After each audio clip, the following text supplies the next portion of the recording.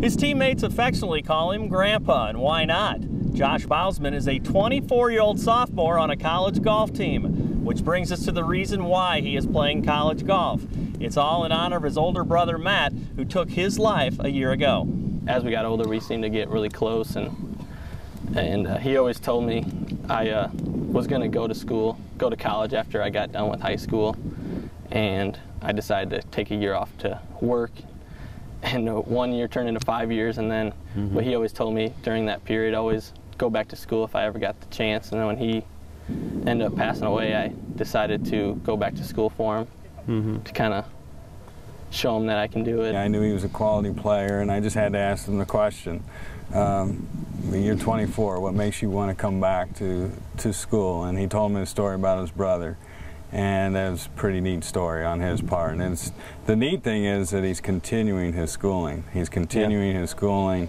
He could have easily said, you know, I'm going to do this for a month and see what happens. But he's still here, and he's still living through what his brother wanted him to do. And that's what's real important, the follow through. When I heard about that first last year, it was moving. You know, just to have somebody go through that, and I mean that's tough on you. And to be able to come out the way he did, and that motivated him, that's a good story, and that's big for him. Every time I go through my phone, I always see his contact information on my phone, and just wish I could push send and talk to him.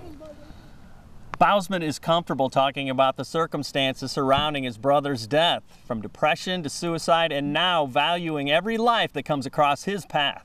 I see each one of them as a brother, so I kind of lean on them when I need support, and I made really good friends with some of the players, so, and it just helps me day to day get through the daily life with having friends on the team I can talk to, and having coaches like Gary Huber to jump in his office and ask him any question if I ever needed anything.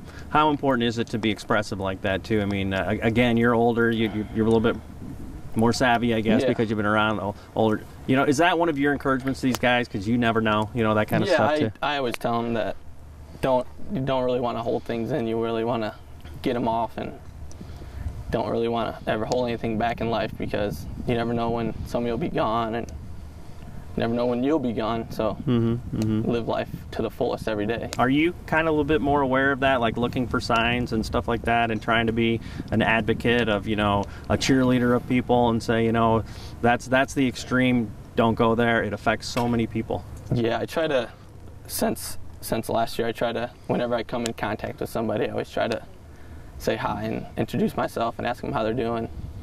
Because all it could take was saying hi to one person to change their life forever.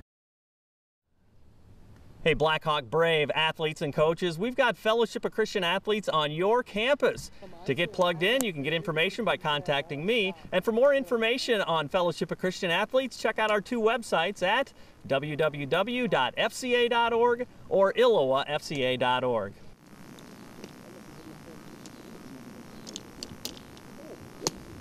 I've got it.